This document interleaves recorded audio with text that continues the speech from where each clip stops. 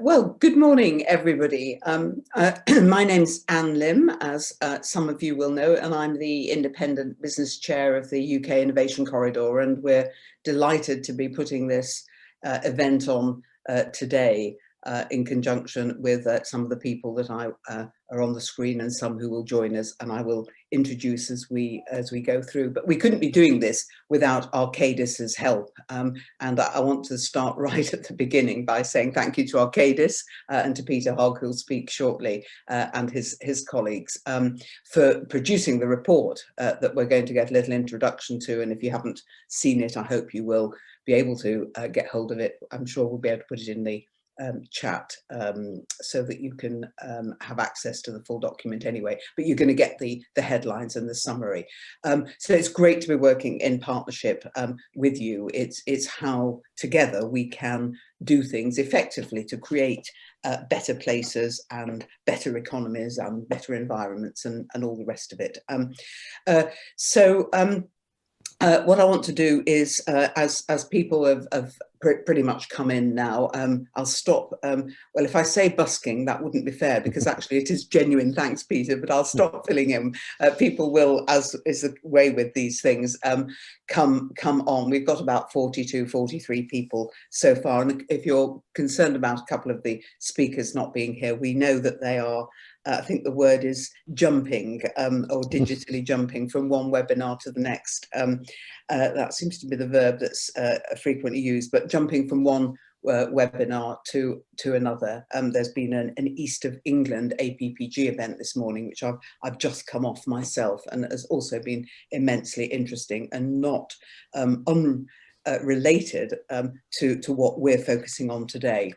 But as you know from the topic, we're focusing on our shared recovery, solutions for stronger communities in light of COVID, but actually facing the collection of issues our world and our country faces, particularly this country, post-Brexit, climate change, Black Lives Matters, COVID. You know, there's a lot around, isn't there, that could be and is challenging, but also could be great opportunities to move things forward that haven't moved for some time. Certainly that's how I know our speakers are facing this, whether they come from Peter's angle, as you will hear, in the work that his company does with local authorities, or whether it comes from the leadership of the three local authorities from the Innovation Corridor that we've got represented here today. And I just want to end this introduction by saying that what I think is fantastic, actually, about the way the local authorities are responding to all those challenges that I've outlined and the opportunities that Peter will speak to, is that each is doing it in a way that's appropriate to them and for their local community. But if you join that up, and I hope that that's what you will see as we go through the next hour and a half or so, you get a fantastic picture of really good stuff that is going on, with a renewed focus on local placemaking, local travel, local business, and the centrality of something that every individual and citizen can relate to in their locality. But actually, when you join it up, you get a kind of powerful necklace of pearls of activity. Well, that's how I like to think of the UK Innovation Corridor. I don't actually think our logo is looking like necklace of pearls, but I do think our local authorities along the corridor and our businesses are indeed gems, and do such a lot. And what we try to do is join that together and present it. And one output from today, I'm rather hoping, is that we will capture what you're going to hear verbally and on a few slides, and put this together in a short document that demonstrates what a platform we have here and how rich and diverse and complementary it is.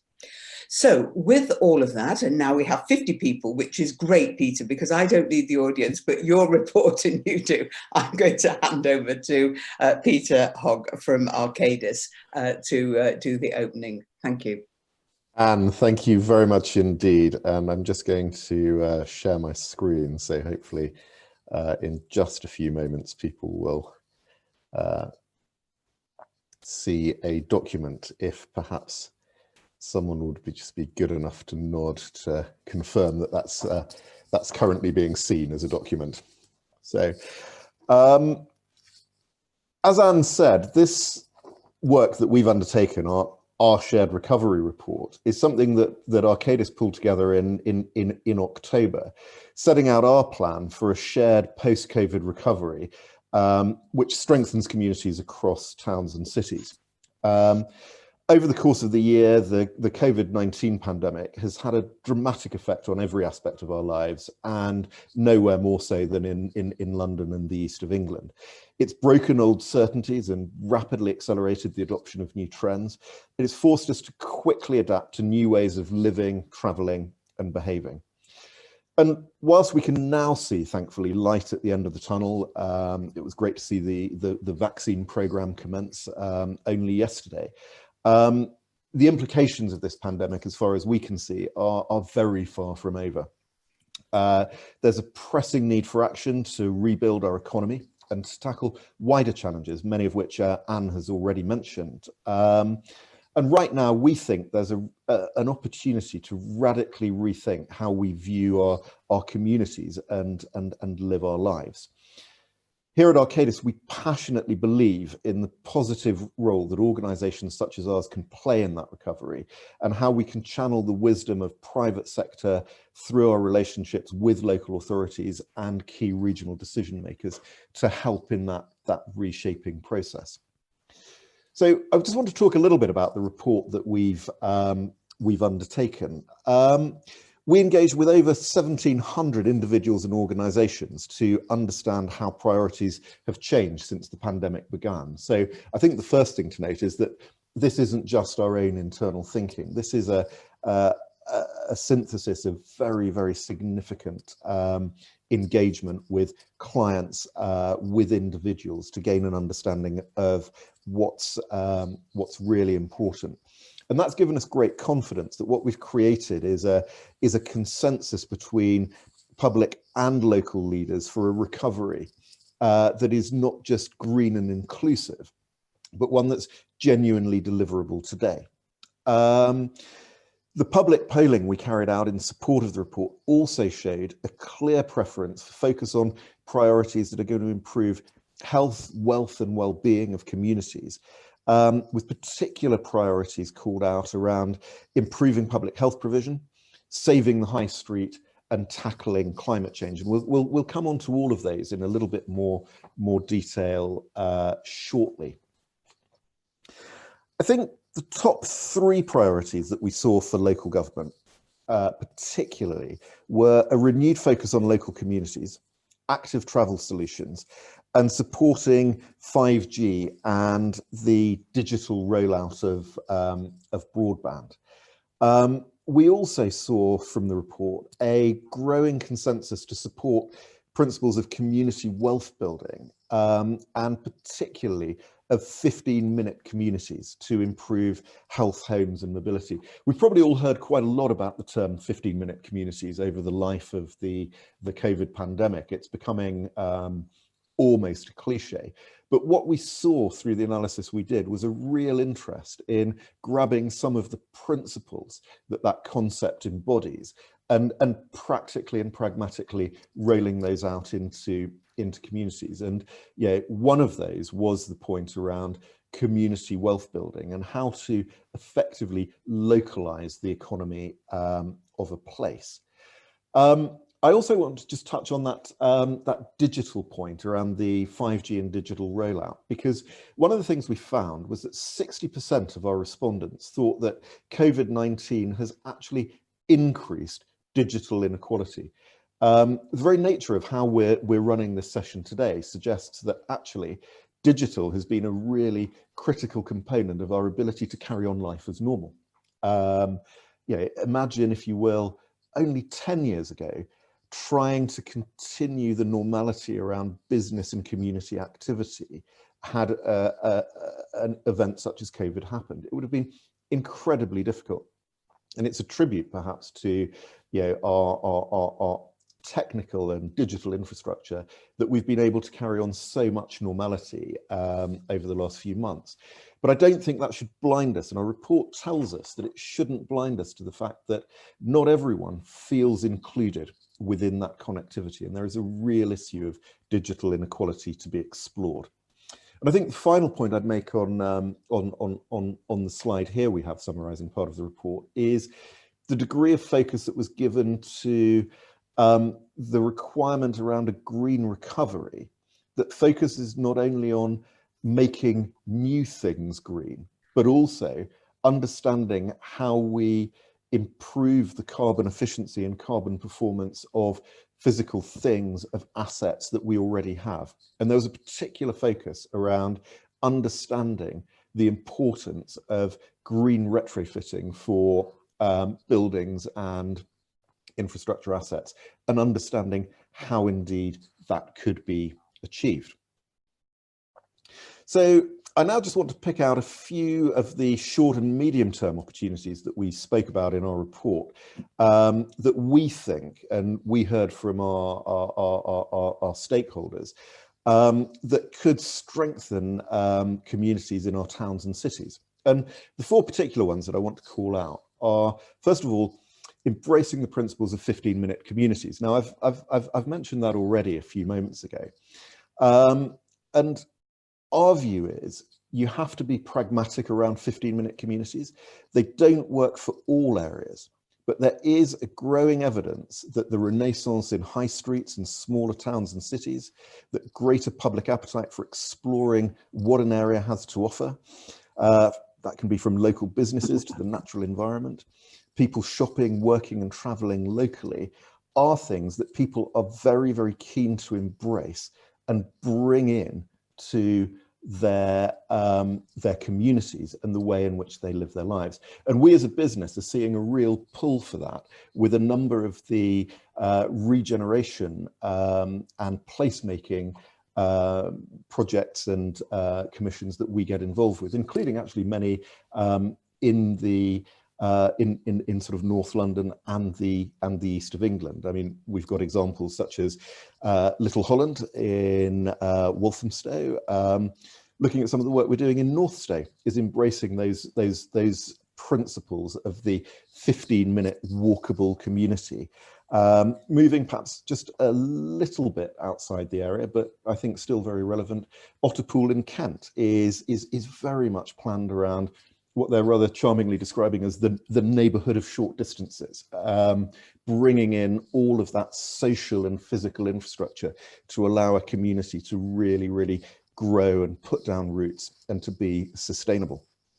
Building on that and sort of leading naturally from that, there's a real focus on reimagining forgotten town centres and an opportunity to open up more public realm, more green space and more flexibility of use to support health, well-being and vibrancy within a local community. An interesting point emerging actually from some of the proposals the government are making in terms of planning reform, actually, that should perhaps pick up and enable some of that. Digital inclusivity and making sure that we're putting digital inclusivity at the heart of communities, I've mentioned already.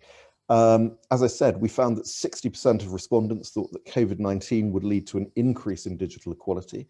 But there is good news around this. You know, at Arcadis alone, you know, we're already working with the Greater London Authority, with the London Borough of Newham and the Royal Docks, in order to support a master planning exercise, which is all around ensuring planned fibre and mobile digital provision, which is best in class. And we believe that in order to satisfy that concern or to address that concern regarding digital exclusion, it's going to be really important to think about how the nuts and bolts of connectivity are put at the centre of the planning of communities. And then the final point that I just wanted to touch on was actively exploring new forms of mobility, more walking and cycling routes, supporting of electric vehicle provision, and embedding those principles in a green recovery. And again, we're seeing a degree of positivity and a degree of action already about that. So, for example, in London, we're working very closely with the Metropolitan Police around their strategy to put in place electric vehicle charging infrastructure so that they can roll out electric vehicles across their very significant fleet in order to significantly reduce their CO2 emissions. Yeah, that's but one of many initiatives that can be brought forward, which will support the clean green recovery, as well as exploring new, healthier forms of mobility. That's not an exclusive list, by the way, by any means, but I just wanted to pull out a few highlights from the report around the sort of things that a shared recovery could in fact be built around, and hopefully that will give some food for thought to stimulate a debate amongst the group later on.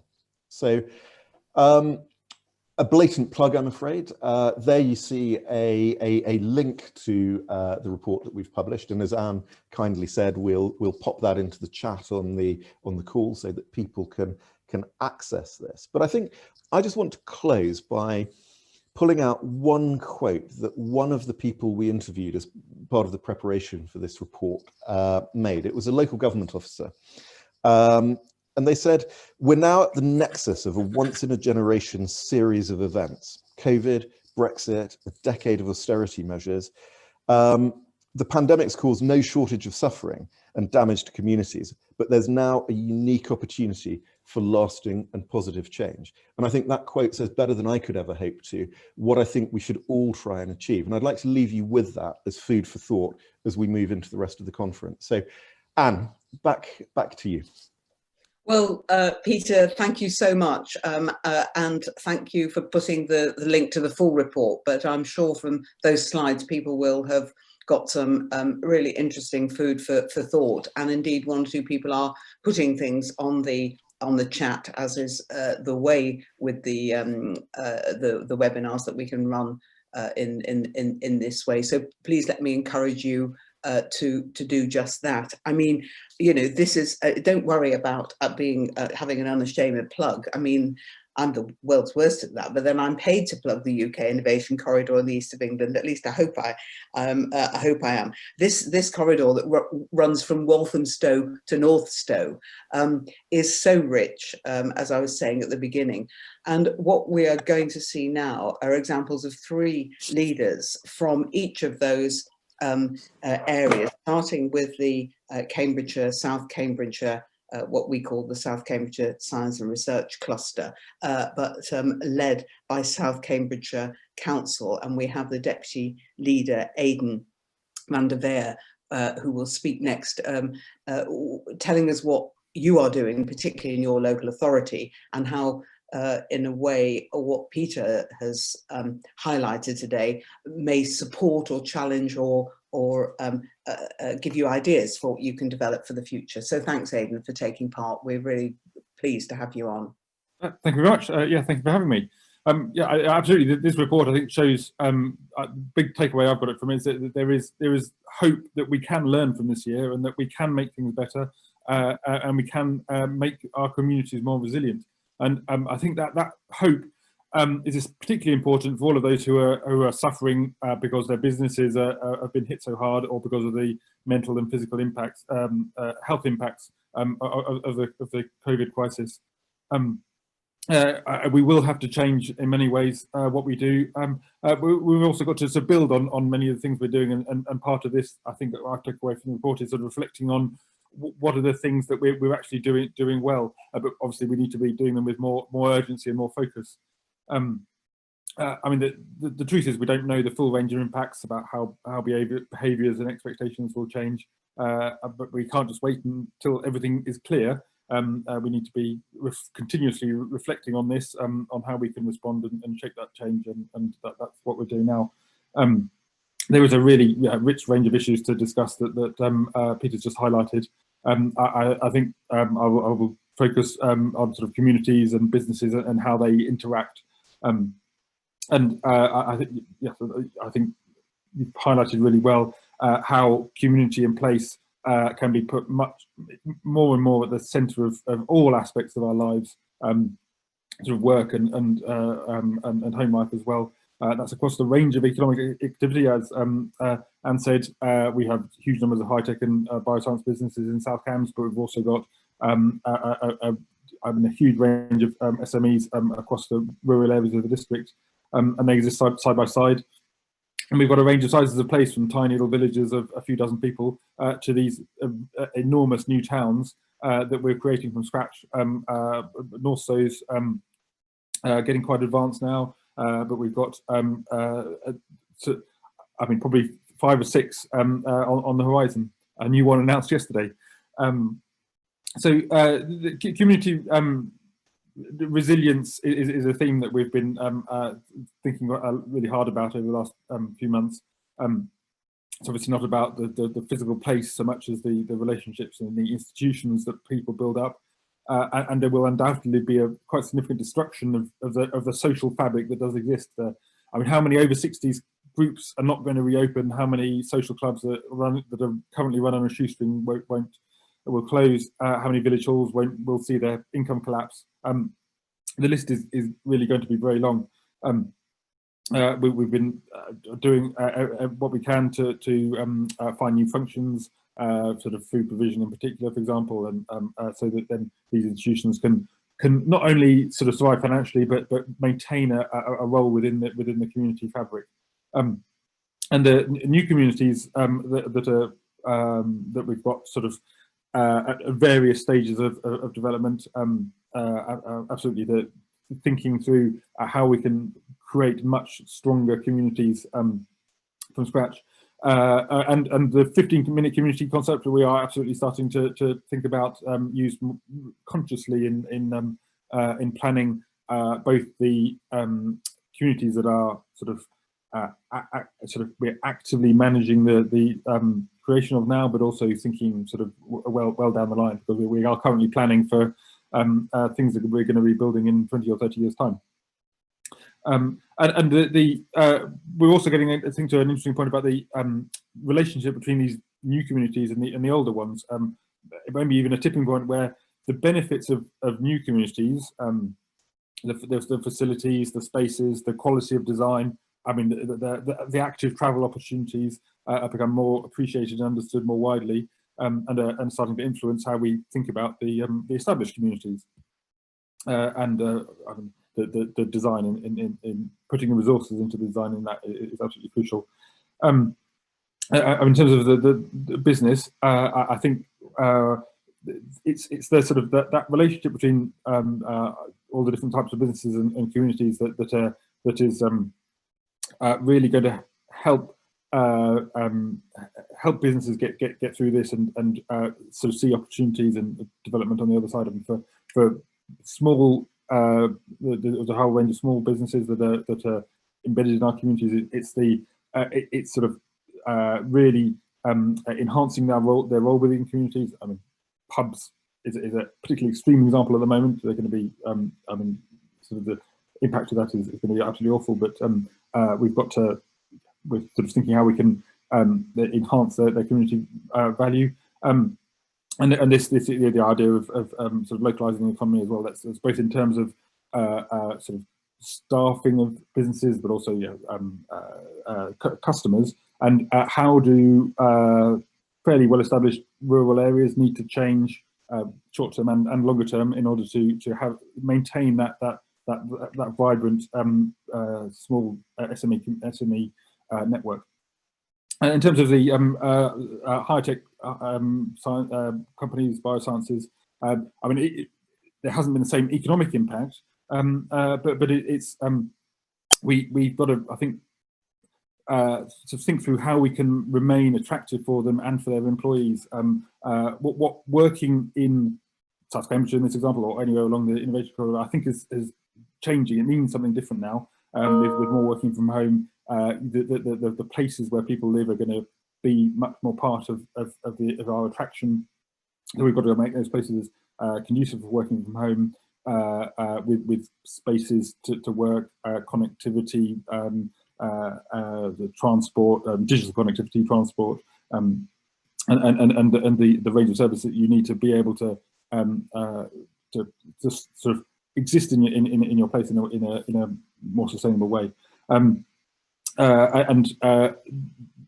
With the sort of as the economy is becoming more stable, I think the support for a supply of skills, development of skills, and giving people opportunities, there'll be more and more role for us in both making the commitment for long-term support for skills for young people as they sort of try to find their way out of this, but actually starting now and working with bringing partners together to focus on that.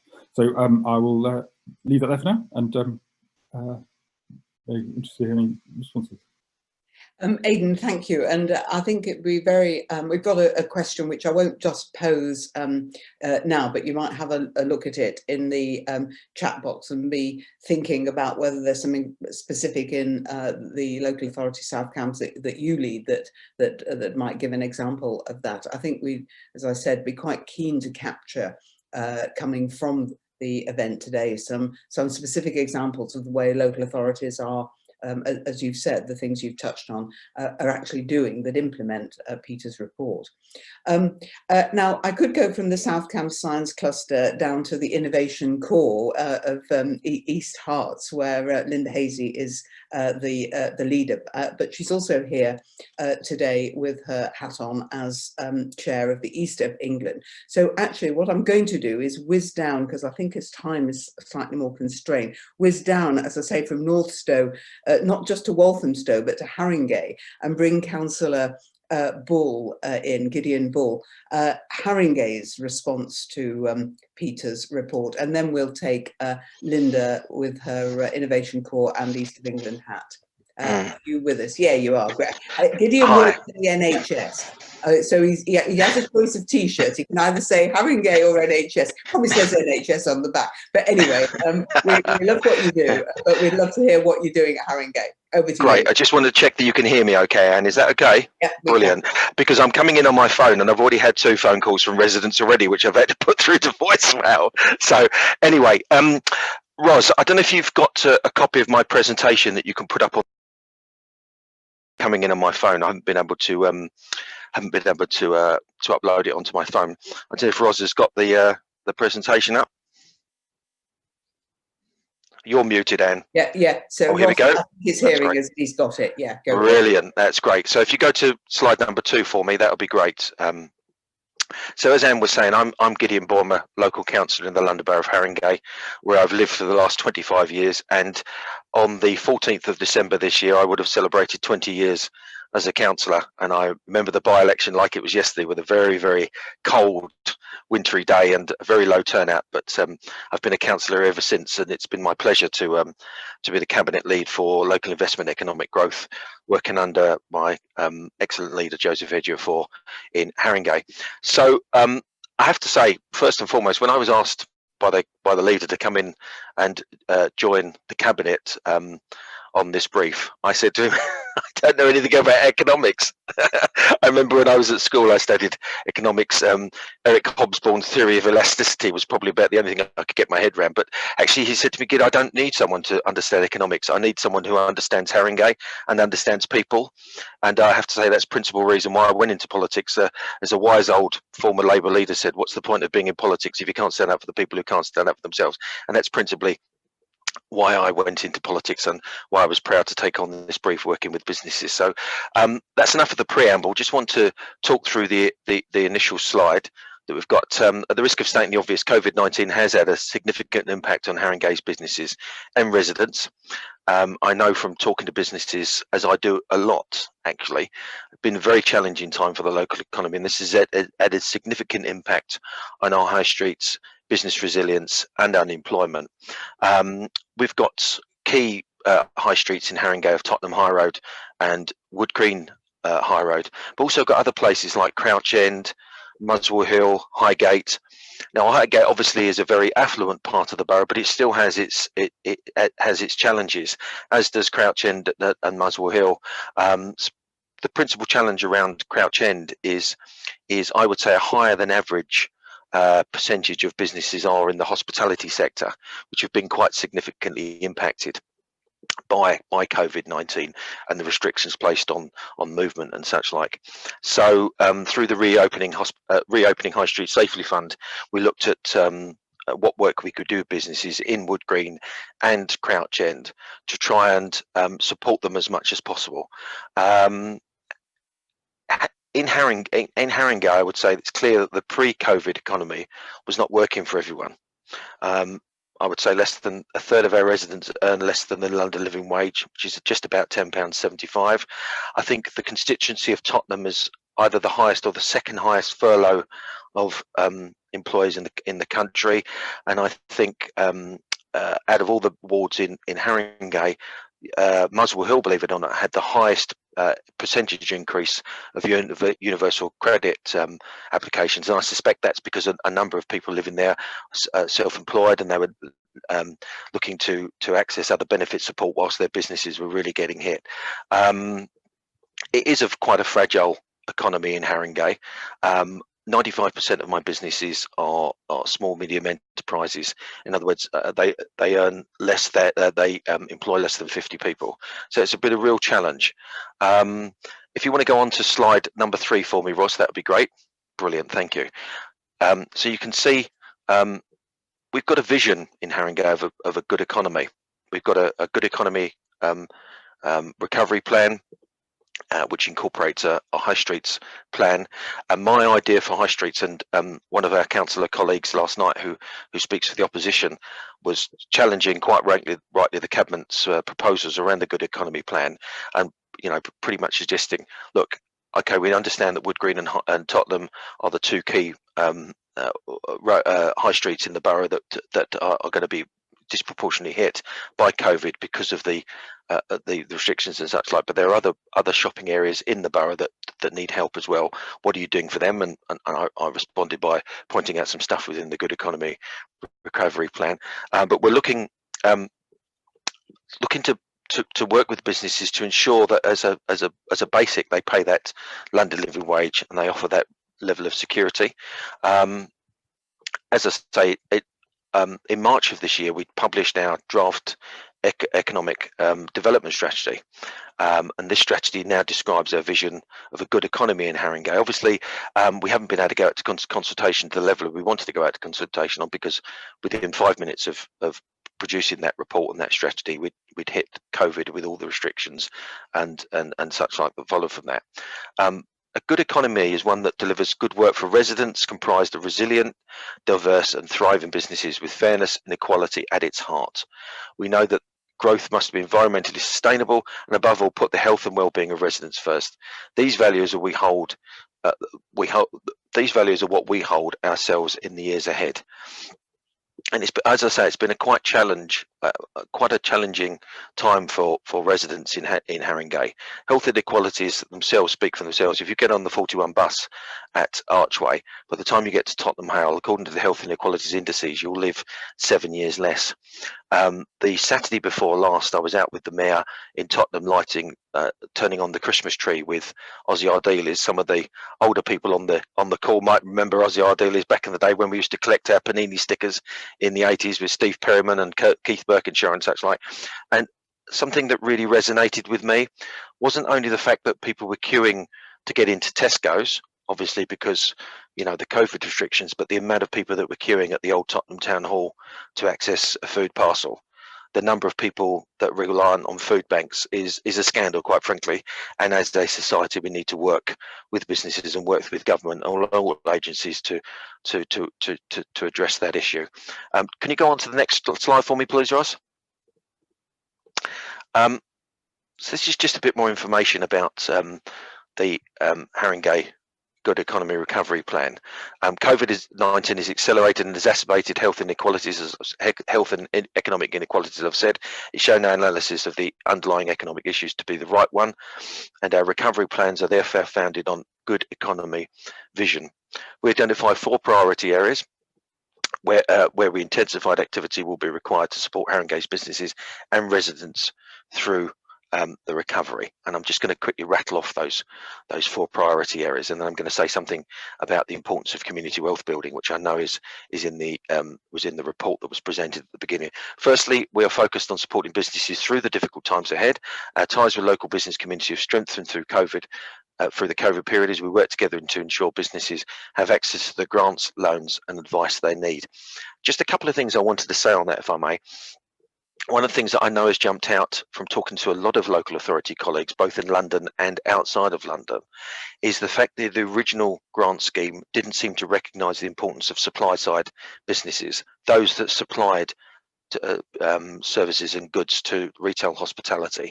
So if I run a hotel and I have to close, I would be able to access business rate relief, I'd be able to access grants and such like. But if I was a laundrette and my only customer was the hotel for sheets and such like, I wasn't getting any grant support at all, and that cannot be right. And the second thing that I'm pleased to see the government have addressed in the new round of grants is a recognition that businesses of a rateable value above 51,000 are going to be able to get some support, and that's going to help some of my business over in Highgate principally. Secondly, reopening our high streets safely, and in the medium term shaping them so they're accessible, diverse and thriving the post-COVID landscape. Third, supporting our residents into work and training, focusing our resources where they are needed most, working closely with our partners in health and education and delivering communities. Crucially, we're committed to linking residents to jobs in growth sectors such as green, STEM and construction. Talking about partners in health, Haringey is quite an unusual borough, and Anne at the beginning said that I work for the National Health Service, where I've worked for the last 12 years. I'm very proud to do so. Haringey doesn't have an acute trust within its borough. North Middlesex is just outside the borough in Enfield, and Whittington is just outside the borough in Islington. But we recognise the importance of working with our anchoring organisations and anchor partnerships, like those 2 hospitals, like Cornell, the College of North East London, as it was previously known, and also other big players in the borough, like Spurs, for instance. And finally, the 4th point I wanted to make was about using our municipal power to increase wealth in the community where possible. Community wealth building Haringey preceded COVID-19 through insourcing and procurement, where we know that infrastructure matters also. And I'm just going to turn around here, and a gentleman earlier gave a quick plug, so I'm going to give a quick plug as well. I don't know if you can say this is a really good book. It's called Community Wealth Building at the Case 4, Joe Guinan and Martin O'Neill, and it's a really good book. I remember seeing an episode of Rumpole where the judge said it's a rattling good yarn, and that's a rattling good yarn. So that's a really good book for people to read. So, and I was quite pleased to see within the report a recognition that there are other boroughs apart from Preston that are doing good work around community wealth building. Preston's quite an interesting borough because it doesn't have adult social care funding, and it doesn't have children's services funding. So it's quite a small borough, but it's a really good test case and a really good case study for community wealth building. And I know that Bristol has been cited, but also Islington and some good stuff. It took me a little while to get my head round the community wealth building theory, but once I did, and it resonated very much with my own political and humanitarian views of the importance of social justice. Really what we're saying with community wealth building is that the council needs to step up and generate that revenue locally, ensure that it multiplies around the local economy. And we're certainly doing that with our commitment on insourcing and procurement. I have regular one-to-ones with my head of procurement talking about contracts that are coming up for renewal. So I'm just going to I'm going to shut up in a minute, but I'm just going to talk about the importance of working together. So if you go on to the last slide for me, Ross, that would be great. Oh, thank you so much. It's very kind. So this is where I come into my own, if I may, blow my own horn a little bit. I'm a very philanthropic person, and I always say to my officers, I don't do strategy, I do delivery. I do. So on Saturday, I was out talking to businesses across the borough for Small Business Saturday, done a lot of engagement with businesses around the initial grant scheme, and that, to be honest, has helped sort of broaden the appeal of the council within the Haringey business family, which I think is really, really important. I know that there's all lots of slogans been around about unity is our strength, and working together and all this, but it's really, really important for me as cabinet lead in Haringey that we work with businesses and our partners. So sort of that leads me into my final slide, which is a recognition, quite frankly, and I'm a sort of a humble person. I don't have all the answers, never have and never will.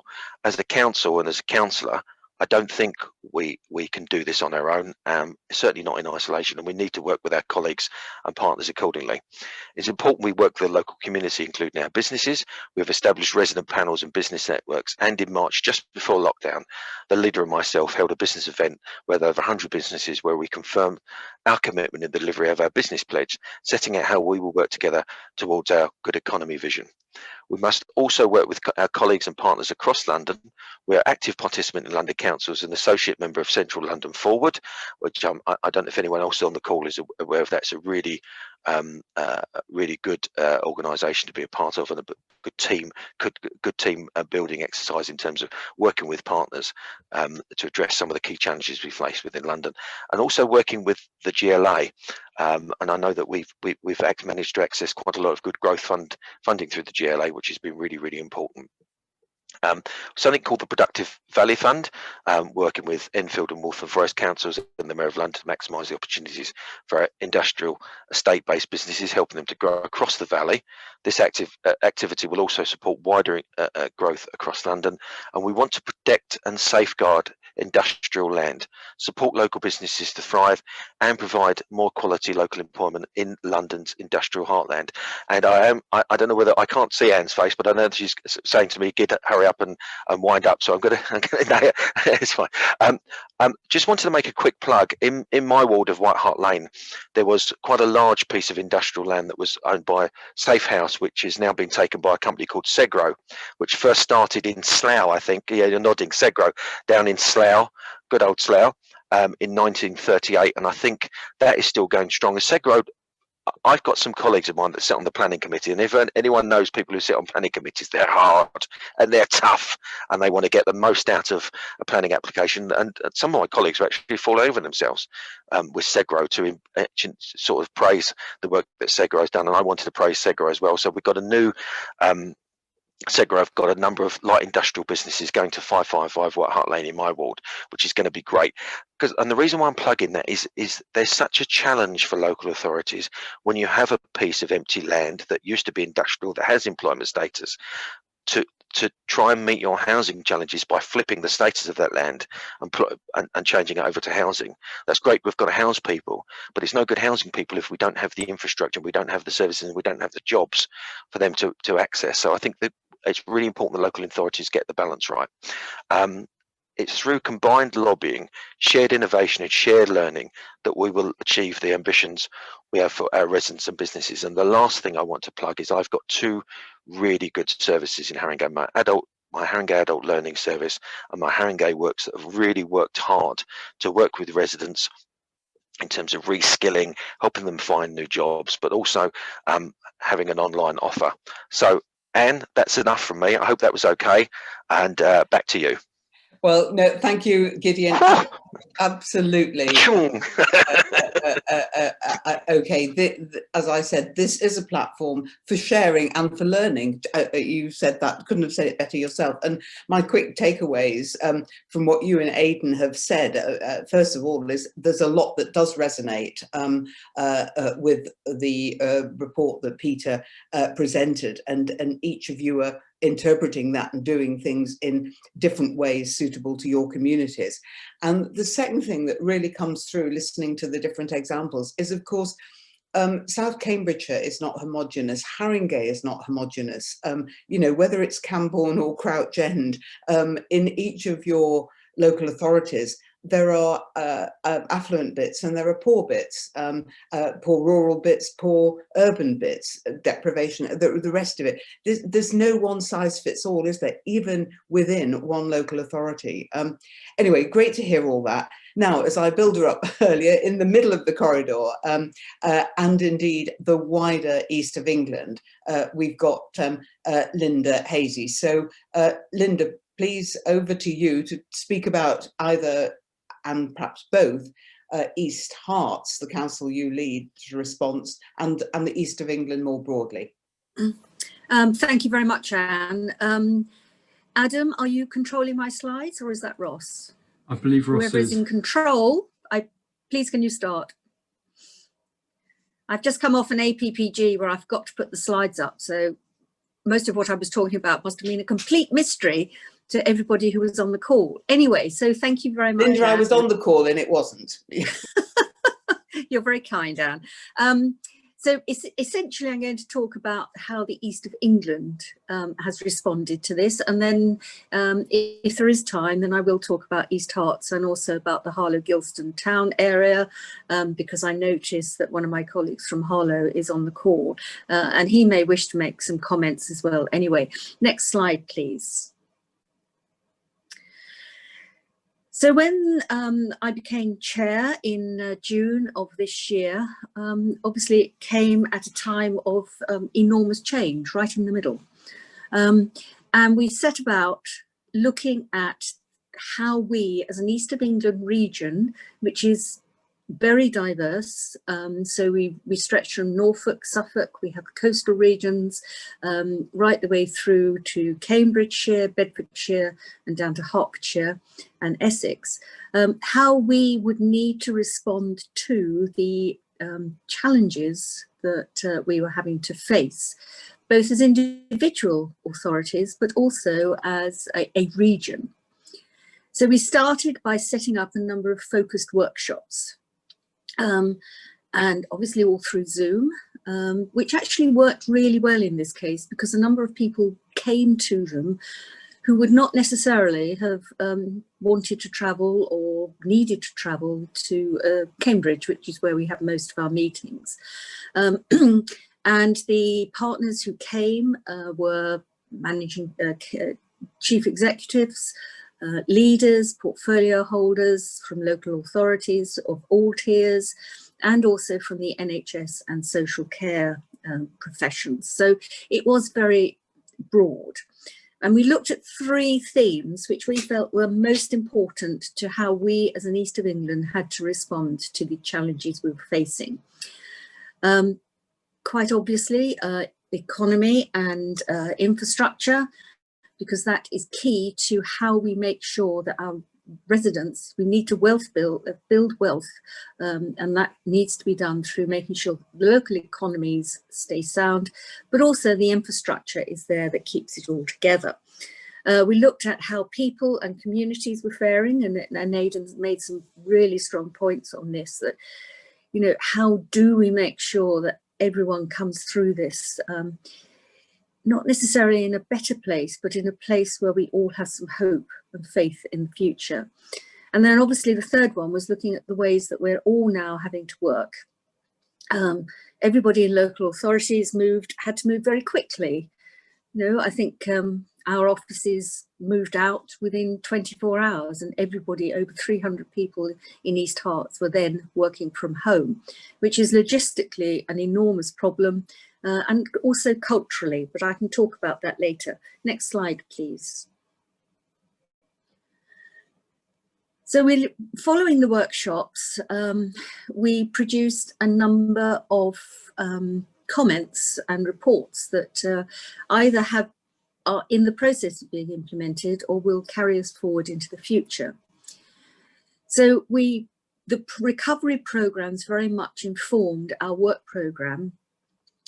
From it, we produced a submission that went to the comprehensive spending review, and on the APPG earlier, which Anne referred to, we did look at the impact of those, what the budget said 2 or 3 weeks ago, and its impact on the region. Someone, as one of the MPs said, well, it looked like it was a 0-0 draw. I think it's actually a really mixed curate's egg. There should be some amazing opportunities in terms of green growth, in terms of energy change, infrastructure, recognition for the region. But then there was also significant gaps in what we needed. As a local authority, we need to make sure that we have financial stability going forward, and that does not come from a 1-year annual review. It comes from at least a 5-year rolling programme. We produced a report on East of England recovery, renewal and growth, which I'm sure we can share with you if you are interested. And from all of this, we put forward a whole number of asks to the government, which went through with and worked with Arcadis on all of this. Next slide, please. So of the 35 asks, these are just the top 3 of each category: economy, infrastructure, people and communities, and ways of working. Now, I'm not going to cover all of these, and again, if you want to see the report, we can provide you with the link to that. I think one of the most important things that came out of the economy and infrastructure is it's not roads, just roads. It's not making sure that we have good east-west rail links, good links from our ports into the Midlands. We actually need to make sure that our region's digital infrastructure is fit for purpose. Now, this was one of the positives that came out of the comprehensive spending review a couple of weeks ago, but I don't think it's still good enough.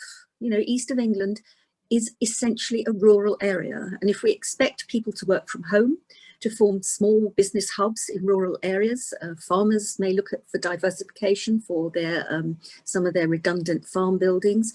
We have to make sure that our residents can work comfortably and professionally, and that can only come with extremely good fast broadband.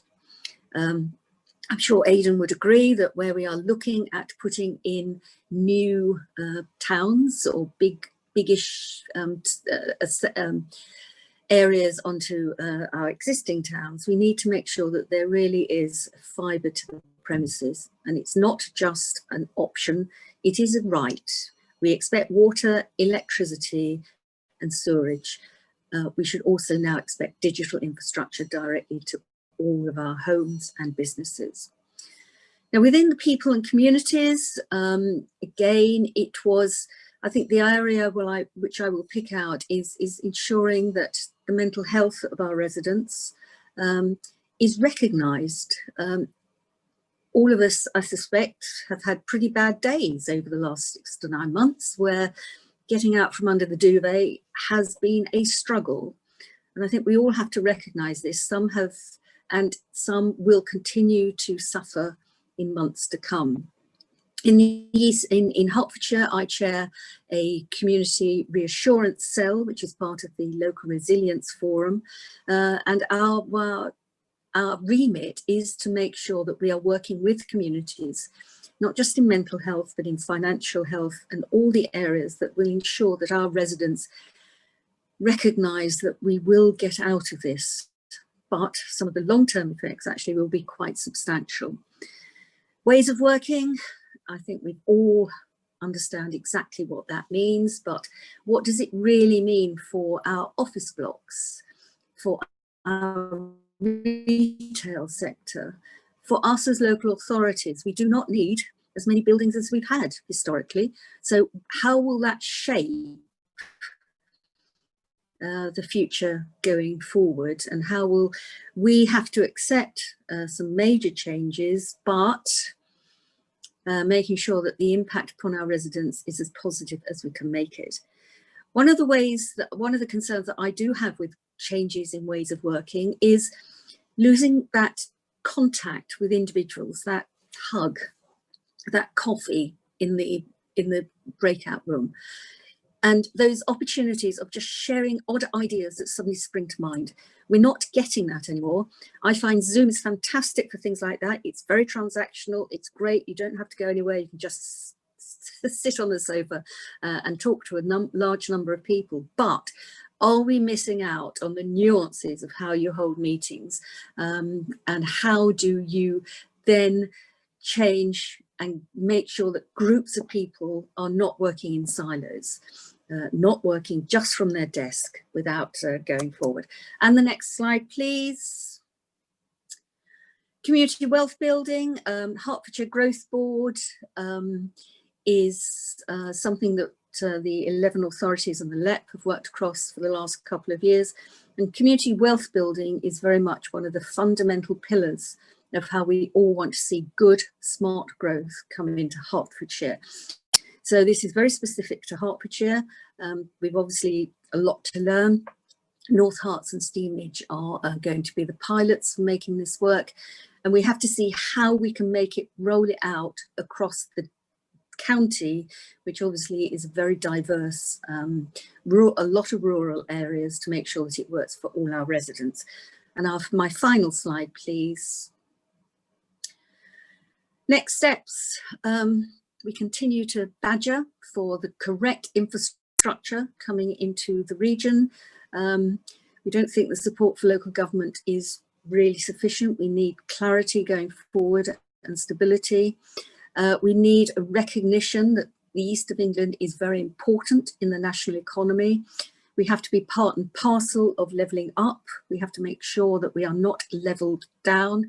And as we've already spoken about, we will need to make sure that we really push for the investment opportunities in our region. Thank you, Anne.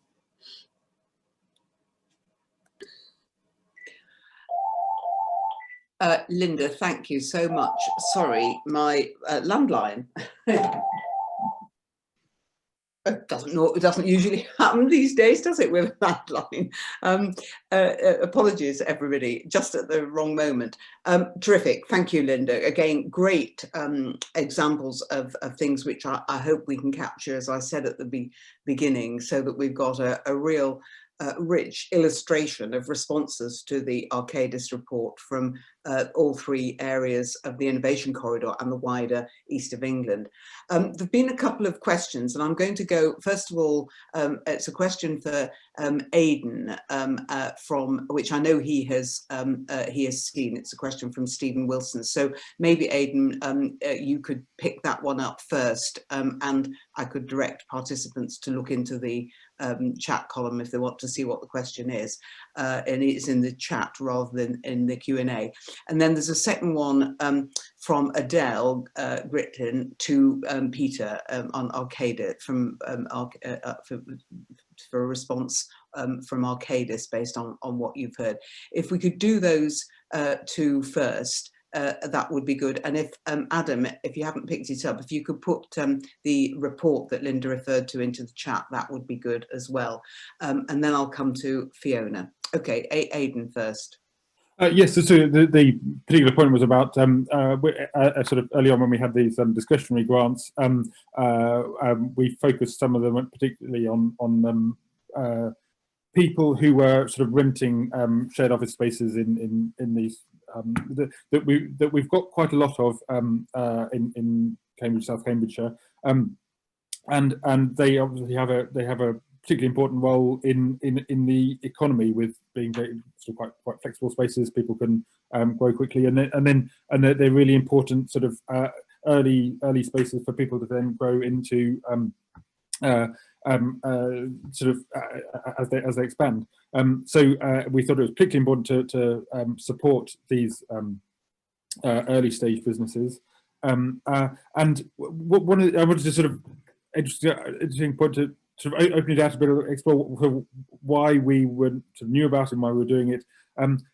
We'd even before the pandemic, we were already building up our sort of business support service, and it's really come together over the last 8-9 months, and really building up those links with businesses, and especially the smaller businesses that don't have the sort of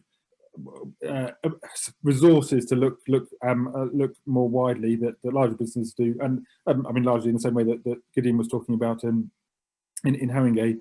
So we've now got a really superb business support team that knows the economy very well, has these really good contacts, and that has meant that we were able to really think reactively and flexibly about what's needed, and one of those is about this question of space for businesses more broadly. I mean, obviously those startup spaces is crucial, but a whole sort of flexible spaces for all sorts of different businesses in all sorts of contexts within, and that's I think, going to be increasingly important within sort of town and village centres to support the sort of community stuff. That's the sort of infrastructure that will support that those communities.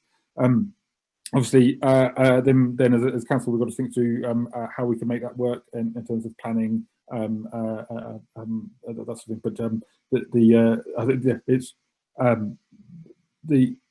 those really close contacts with businesses and that sort of granular understanding that we coincidentally, fortunately, happened to be building up at the very time it started has really helped. Look, thanks, Aidan.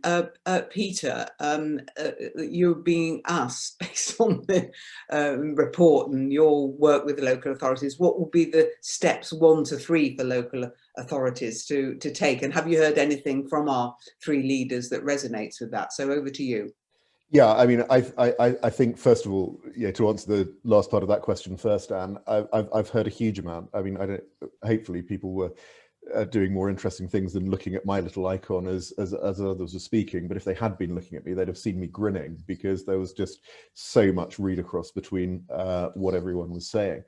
Look, to get right into the question, I think it's surprisingly easy actually to pull out those steps 1 to 3. They're in no particular order. But I think it's clear what are in the top 3. So the first one I'm going to come to is what I would describe as placemaking for investability. And just to unpick that a little bit, that's around making sure that you're creating the right circumstances to drive jobs and skills, and to create the right jobs and skills. And Gid, you spoke really, really eloquently and passionately about what you're doing in Haringey around that, for example. It's about creating the right number of homes, and critically the right mix of homes, to create a vibrant, sustainable, equitable community. And it's about focusing on making sure you've got the social and physical infrastructure in place to enable that place to work. It's easy to think about the physical infrastructure, and we've spoken loads about active transport and what have you, but absolutely don't neglect the social infrastructure component there. So important. And you do all of those around placemaking. And what you're going to do is you're going to drive investment for good growth. And perhaps to summarize all of that really quickly, a very, very wise old developer once said to me at the very early stages of my career, he said, look, Peter, a place has got to be famous for something. You know, be really clear on what your prospectus, what your proposition for a place is. So that's the placemaking one. I think the digital inclusion one is so important. How far we'll stick with the changes that COVID has accelerated versus how much we'll slip back to where we were before is a debate that we could run all afternoon. But I think one thing we can all agree is that it's a ratchet. Things will not go back completely to where they were before. And we are very concerned, and the clients that we talk to are very concerned by digital inequality. At risk of rambling a bit, I'm a governor at a primary school in the London Borough of Camden. I won't name it, that wouldn't be fair, but it's in one of the more deprived parts of the borough. And COVID really starkly illustrated to me the impact on life chances of digital exclusion. And just how profound that is. So I can't emphasize that one enough. The final one I'd mention is focus on green recovery, because for any local authority, embracing the reality that a stitch in time is going to save 9 there is absolutely critical. The exponential cost of putting off decarbonising measures until we get closer to the deadline is both in environmental terms and in financial terms too horrific to contemplate. So absolutely pull that lever now would be my advice. So there you go. Hopefully that answers the question, Anne. Thank you, Peter. I've got a couple of questions for you, Gideon, if you're still there. One is on that topic that you showed, the book that has inspired you so much, community wealth building. It's I don't know if you've been able to see the questions in the they're actually in the chat rather than in the Q&A. But insourcing and procurement from local suppliers, love the idea, but how to implement, and is it legal, and how you do it. And of course, Linda mentioned that, and you both mentioned the Preston example. So, and the same Neil wants to know how you let residents know that the council can actually help. How do you let people know that they can get help from the council? Anyway, there we go. Over to you. So on the second one, we've got a scheme running called Connected Communities, which is a really good scheme where you set up little local sort of hubs, and communities sort of get attracted to those hubs, and the flow of information is really, really good. And I know that my council colleague Sarah James, who leads on adults and health, has been really keen to ensure that is a service that we support wherever possible. How you let residents know? Well, we've got a regular bulletin of Haringey people, but it's all about ensuring that you engage with key community leaders and making sure that the information flows. That's how I feel that you let residents know. On insourcing and procurement, it's a key challenge in a borough like Haringey to ensure that we try and insource and procure from for local businesses as much as possible. What I could do is I can take the question a little bit more substantially offline and email the colleague back. But what I will say is I think our local spend has gone from about 25-26% up to, we're getting very close to 30% now in Haringey, which I think is a really good step forward. I'm sorry if that was a bit of a garbled answer, but I will, to the best of my ability, if the colleague wants to email me, I can get them a more substantial answer. As I said, I don't have all the answers. Right from the beginning, I said I don't have all the answers. No, well, but that's very reassuring. It's Neil Reeve, and if Neil, you can put your email address privately into the chat and let Gideon know, or Ross. Ross, who's organised this. I was looking down my list of participants that Ross had given me, and I couldn't see Neil's name, but we can sort that. And of course, that applies to anybody on this call. If we don't get a chance to answer your questions, please do keep them coming after the event anyway. And thank you for the feedback where the question has been answered, and that did occur. Gideon, do you want to come back for a moment? Yeah, just very quickly. My good colleague from South Cambridgeshire spoke about recognising the importance of shared workspaces. That's something we did in Haringey as well through our local discretionary scheme, because a lot of shared workspaces support the creative sector, which is something that's really quite vibrant in Haringey. But just touching, if I may, on another way which we should support our high streets, Anne, is the fact that a lot of high street businesses have shared retail space. And I'm sorry to get really anarchy, but I read the grant information, like sort of guidance from back to back, and there was no recognition from the government that if someone is sharing a retail space and they're not the business rates payer can get the grant, but there's no obligation on the grant payer, the person that receives the grant, to actually share it with that shared retail space. So there needs to be a piece of work around that, as far as I'm concerned, because I think that's a real concern. And again, if you try and set up a local discretionary scheme that tries to tackle shared retail space, a lot of your grant money will get swallowed up. And it's really one of the key challenges facing local authorities is how you spread that money as far and wide as possible. That's why it's important to support supply chain. Now I'll shut up. Well, actually, although that's a specific, and it's very interesting to hear that, there is a question in the Q&A, which is a more general one, but it is linked to high streets and town centres, and indeed Chris Wigan has put it in a comment as well in the Q&A. Is there a tension between saving the high streets and the 15-minute communities? Do you move businesses, especially retail, to where people live? Or do you move people and residential development to the town centres and the high streets? And Chris Wigan, who works for Arcadis, sort of asks, kind of related, is there a risk it could lead, the 15-minute community, it could lead to a hollowing out of vibrant city centres? Any thoughts from any of the panellists on those? Go on, Aidan, you go first. Yeah, I mean that's sort of setting these two things up against each other, but just as smaller places are going to have to find their role in the new world, I think city centres will as well, as hubs, and the workspace thing is important there, and there will always be a place for people coming together from disparate areas. So I think yeah, it's the we've got to find a way of making that complementary, and that's definitely what we're doing in South Cambridgeshire, which completely surrounds Cambridge. We don't want Cambridge to be hollowed out in the middle of us. No, exactly. Linda or Gideon, do you want to say anything on that one? I think, if I may, yes, I'm on mute.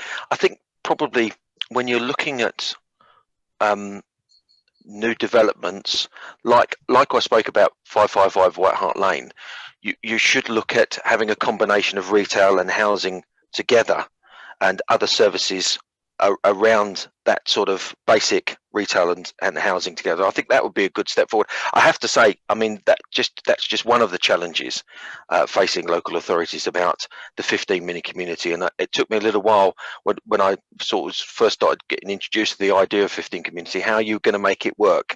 And that is the key challenge. But what is it Jim Hacker used to say? For every challenge, there's an opportunity. Does anyone know who Jim Hacker was? I'm sure you do. Look, we won't go into how. Yes, Minister. But what comes around goes around. It's still valid. Yeah. Linda, anything on Harlow and Gilston? I don't want to put you on the spot, but just you've got the opportunity there to create a new community in a way. Yes, I mean the Gilston part of Harlow Gilston will be designed out as 7 villages, and that is an ideal opportunity for having the 15-minute town area or village centre.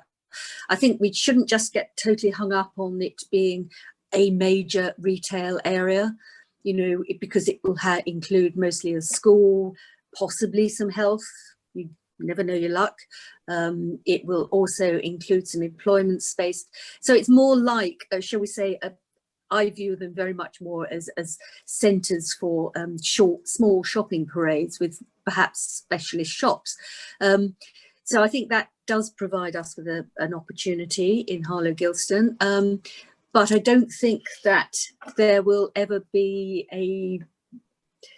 the main town centres will never totally disappear, because you won't have an electrical supplier in every village, you know. So if you want to go into Harlow or into Bishop Stortford or Hertford, there will still be a different type of shop which will supply a larger area.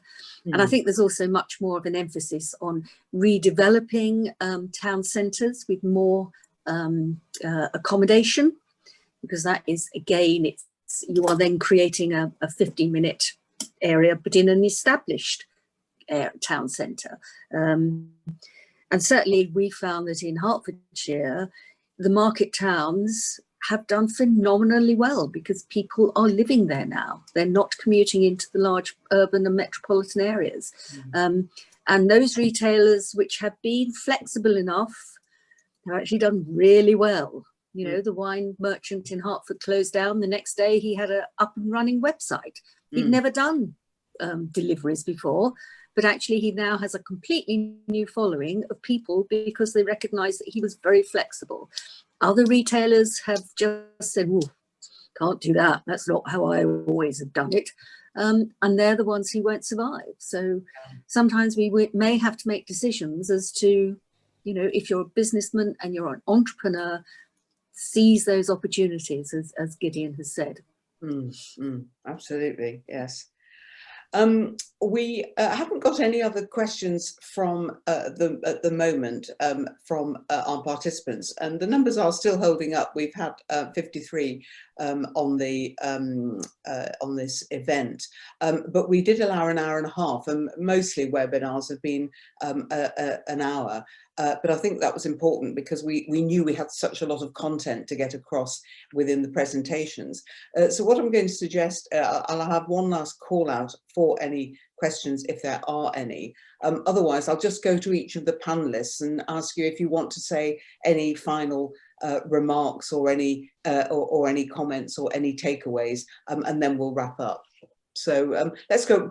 Should we go in the order that we have them? Peter, do you want to go first? Anne, thanks very much. Yes, I'll wrap up just by sort of coming in on a few points that we're just discussing around high streets and 15-minute communities, if I may. So I think, first of all, one of the key points I'd make is I think it may well be the case that increasingly we decouple retail from high streets. And when we talk about regenerating high streets, it may not be about bringing back retail or as much retail as before.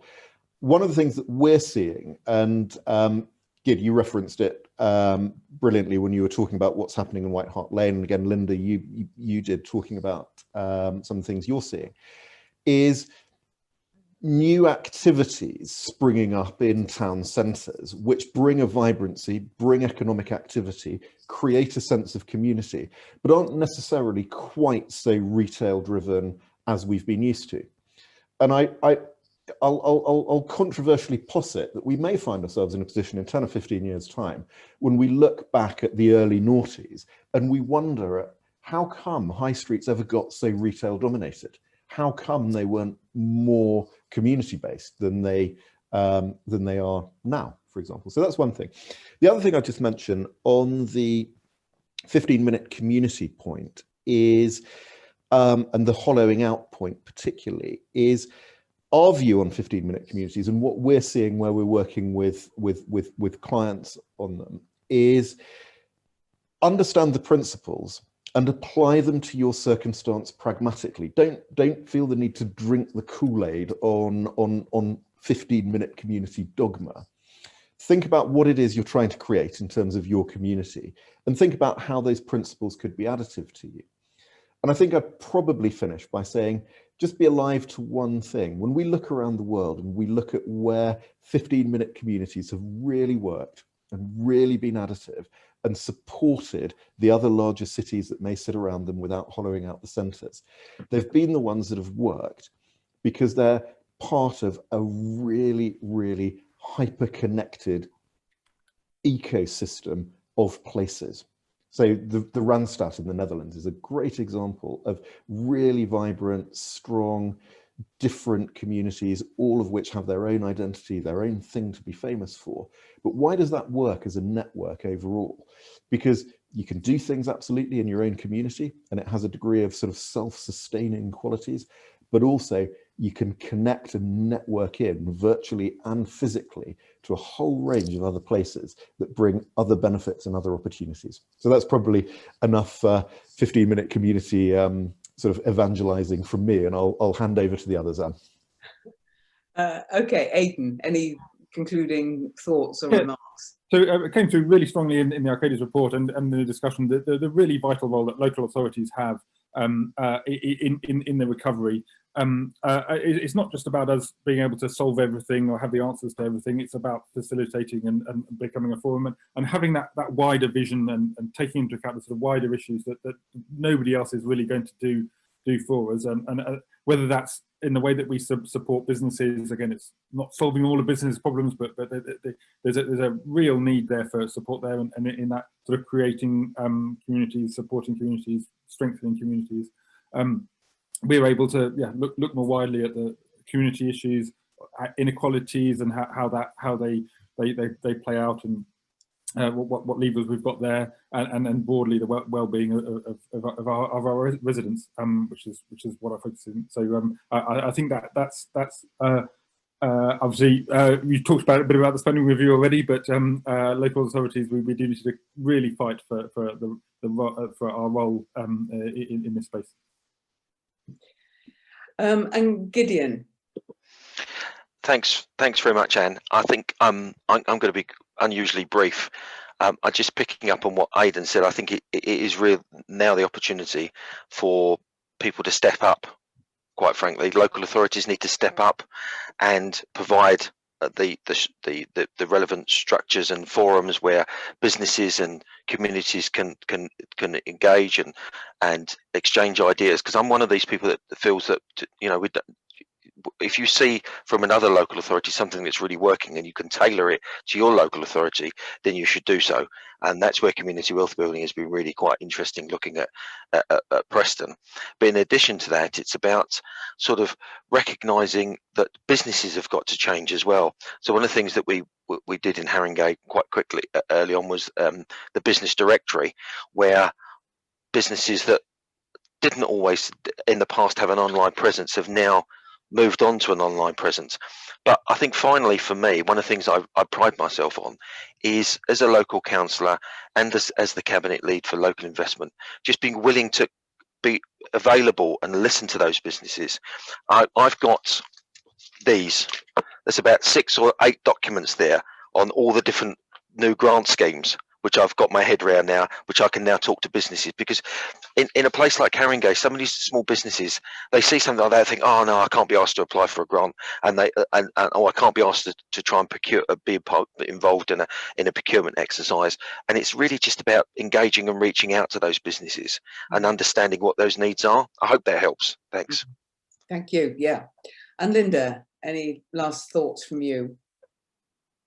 I think my concern is that we are talking about communities becoming smaller, 15 minutes. Perhaps we're not going to travel as much. Everything will be done over Zoom. Where do we learn about how other individuals and people live and their cultures, and making sure that we do not lose the tolerance that you do get by understanding other people's way of lives.